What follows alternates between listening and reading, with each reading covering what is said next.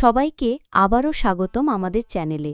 আজ আমরা ঘুরে দেখব ইংল্যান্ডের ইতিহাসের এক অন্যতম গুরুত্বপূর্ণ দুর্গ বার্কলে ক্যাসেল।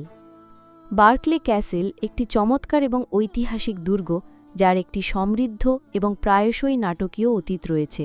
একাদশ শতাব্দী থেকে এর উৎপত্তি। এটি ইংল্যান্ডের সবচেয়ে উল্লেখযোগ্যভাবে সংরক্ষিত দুর্গগুলির মধ্যে একটি, যা ৯০০ বছরেরও বেশি সময় ধরে বার্কলে পরিবার দ্বারা ক্রমাগতভাবে বসবাস করে আসছে। নরম্যান বিজয় থেকে মধ্যযুগীয় শক্তি। দুর্গটির ভিত্তি স্থাপন হয় নরম্যান বিজয়ের পরপরই একাদশ শতাব্দীর শেষ ভাগে। উইলিয়াম দ্য কনকুইরারের বিশ্বস্ত লেফটেন্যান্ট উইলিয়াম ফিটজবার্ন এটিকে একটি মোটে অ্যান্ড বেলি দুর্গ হিসেবে নির্মাণ করেন। এটি ছিল ইংল্যান্ডের নরম্যানদের ক্ষমতা ও নিয়ন্ত্রণ প্রতিষ্ঠার একটি কৌশলগত অংশ।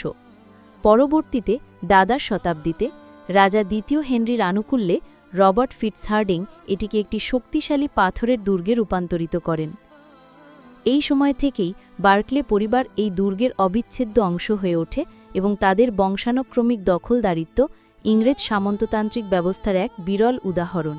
ক্যাসেলে সংঘটিত সবচেয়ে কুখ্যাত ঘটনাটি হল ১৩২৭ সালে রাজা দ্বিতীয় এডওয়ার্ডের মর্মান্তিক হত্যা। এটি ইংরেজ ইতিহাসের এক কালো অধ্যায়। রাজা দ্বিতীয় এডওয়ার্ডকে তার স্ত্রী রানী ইসাবেলা এবং তার প্রেমিক রোজার মর্টিমারের নির্দেশে এখানে বন্দী করা হয়েছিল এবং অত্যন্ত নৃশংসভাবে হত্যা করা হয়েছিল বলে প্রচলিত বিশ্বাস। এই ঘটনাটি মধ্যযুগীয় ইংল্যান্ডের রাজনৈতিক অস্থিরতা, ক্ষমতা দখলের ষড়যন্ত্র এবং রাজপরিবারের অভ্যন্তরীণ কলহের এক চরম দৃষ্টান্ত। দুর্গের কিংস গ্যালারি আজও সেই ভয়াবহ ইতিহাসের সাক্ষ্য বহন করে। ইংরেজ গৃহযুদ্ধের সময় বার্কলে ক্যাসেল একটি গুরুত্বপূর্ণ রণক্ষেত্র ছিল। দুর্গটি রয়্যালিস্ট এবং পার্লামেন্টারিয়ান উভয় বাহিনীর কাছেই কৌশলগতভাবে গুরুত্বপূর্ণ ছিল এবং বেশ কয়েকবার এর দখল হাতবদল হয়। ১৬৪৫ সালে পার্লামেন্টারিয়ান বাহিনী দ্বারা একটি দীর্ঘ অবরোধের পর দুর্গের মূল প্রাচীরের একটি বিশাল অংশ ভেঙে দেওয়া হয়, যার চিহ্ন আজও দৃশ্যমান। এটি কেবল দুর্গের সামরিক গুরুত্বই নয়, তৎকালীন রাজনৈতিক বিভাজন এবং তার ধ্বংসাত্মক প্রভাবেরও স্মারক। বার্কলে ক্যাসেল স্থাপত্যের দিক থেকেও ঐতিহাসিক গুরুত্ব বহন করে।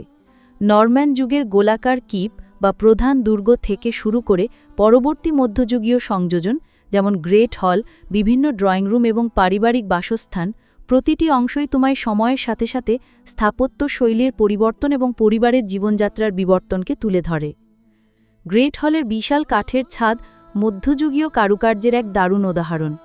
দুর্গের অভ্যন্তরের কক্ষগুলো, আসবাবপত্র, চিত্রকর্ম এবং টেপেস্ট্রিগুলো বার্কলে পরিবারের ৯০০ বছরেরও বেশি সময় ধরে চলে আসা জীবনযাত্রার একটা বিরল ঐতিহাসিক চিত্র উপস্থাপন করে। এটি কেবল সামরিক দুর্গই ছিল না, এটি একটি প্রধান জমিদার বাড়ির কেন্দ্র, যেখানে বিচার, প্রশাসন এবং সামাজিক অনুষ্ঠান সবই পরিচালিত হতো। আধুনিক যুগেও বার্কলে ক্যাসেল ঐতিহাসিক গবেষণা এবং সংরক্ষণে গুরুত্বপূর্ণ ভূমিকা পালন করে চলেছে। দুর্গের নথি এবং পরিবার কাগজপত্র ইংরেজ সমাজের অভিজাত শ্রেণীর ইতিহাস, তাদের রাজনৈতিক প্রভাব এবং অর্থনৈতিক কার্যকলাপ সম্পর্কে মূল্যবান তথ্য প্রদান করে। আজও বার্কলে পরিবার এই দুর্গে বসবাস করছে, যা এটিকে একটি জীবন্ত জাদুঘর এবং ইংরেজ ঐতিহ্যের এক অবিচ্ছেদ্য অংশ হিসেবে রক্ষা করছে। এটি কেবল অতীতের একটি প্রতীক নয়, এটি একটি চলমান শক্তি যা আজও নতুন অধ্যায় যুক্ত করছে। সংক্ষেপে, বার্কলে ক্যাসেল কেবল একটি প্রাচীন কাঠামো নয়, এটি ইংরেজ ইতিহাসের এক মহাকাব্য, যা নরম্যান বিজয় থেকে শুরু করে গৃহযুদ্ধ এবং তারও পরের ঘটনাপ্রবাহকে নিজের দেয়ালগুলির মধ্যে ধারণ করে রেখেছে।